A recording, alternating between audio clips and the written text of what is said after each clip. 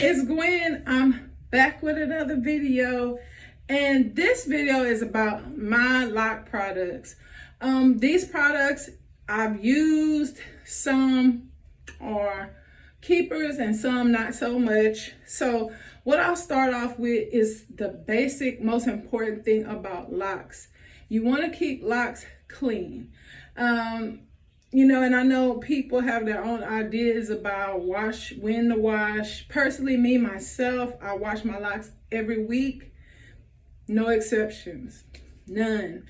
And so that's just me. Now, the products I use to wash, my absolute favorite shampoo for my Locs is this Kinky Curly Come Clean. This is awesome. I mean, and the ingredient list, I'm sorry I said product, but the ingredient list is small. And so that's what I look for in products, especially with Locs. Try to do that too. That helps prevent Locs from having buildup or a film left on the Locs after the wash. And that does happen because I used to use this shampoo, and this is a good value. This shampoo is like $10, $10.99, maybe $12. I think that's $12. I think that's the highest I've seen it for 8 ounces. This stuff is awesome. Love it. Nice soft finish, no film. This particular shampoo, I was using this initially. Good product. The product list is much bigger, which left a film on my Locs. And having a film and product buildup matters on Locs because when you get ready to air dry Locs, you may hear people say, I can't air dry my Locs, I can't air dry my Locs. It's usually because they're using products, they have product buildup, or they're using products that leave a film and stop the Locs from drying thoroughly just by air. And so you want to pay attention to that with products that you use for your Locs. Try to get a small listing and products that don't leave films and coatings on your Locs. You don't want that. And so the other shampoo that I use, as you may know from watching some of my videos, if you've watched them, I have seborrheic dermatitis. This shampoo, it doesn't always flare up. I don't always have an issue with seborrheic dermatitis. Usually if I eat greasier food than usual, that produces extra sebum. And if I somehow put too much oil on my Locs, excuse my daughter in the background laughing, y'all.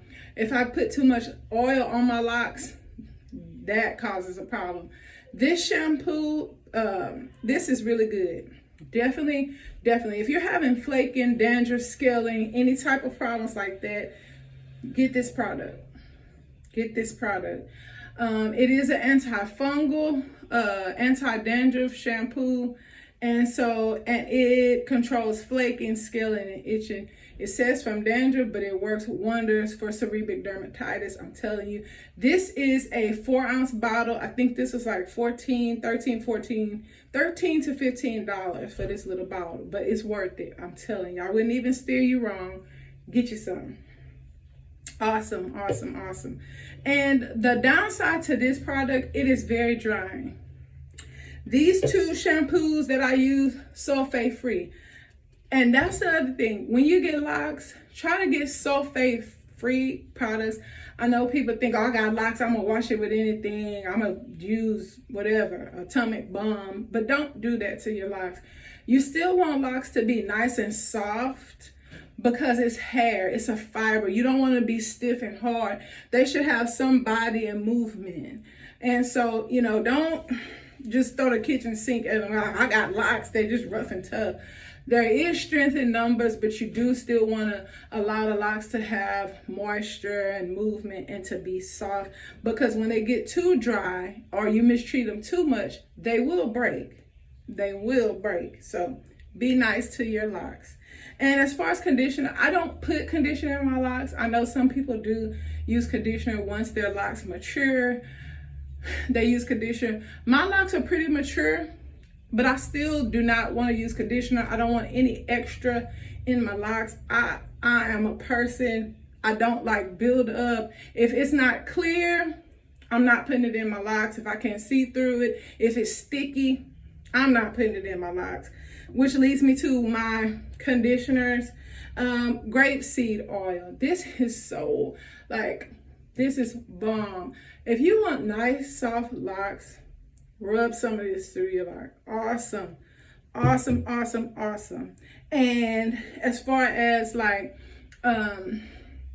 conditioning, the olive oil is a deeper conditioner than the grapeseed oil because olive oil actually penetrates the cortex of hair. So it actually gets in there and does more like a deeper conditioning than grapeseed oil. Grapeseed oil does maintain the softness. Olive oil definitely conditions. It actually conditions the hair.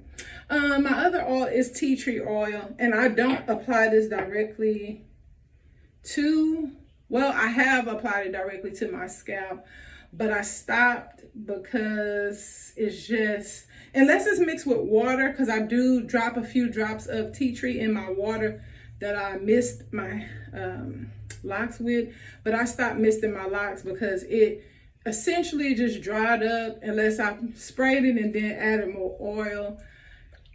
And that was just, to me, that started to be too much of what, you know. Now I just do a water wash. I just don't deal with it. I run a little oil through my locks before I get in the shower and water wash them. I don't really waste time spritzing. Mainly I use the water and tea tree oil for my retwist. When I want to do a retwist, I spritz the roots, the new growth, and then twist it from there. That's the only time I really use the tea tree. But the tea tree helps.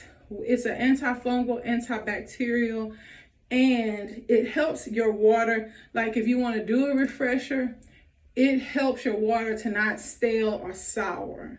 It makes it last for weeks at a time. So that's what I love about tea tree oil. Now, this last thing that I have is carrot oil. Why do I have carrot oil? Carrot oil has sunscreen. It has an SPF between 30 and 40. And why does that matter? Because when you have locks and you're in the sun, I know you're just carefree. I got locks, nothing matters, la, la, la, la.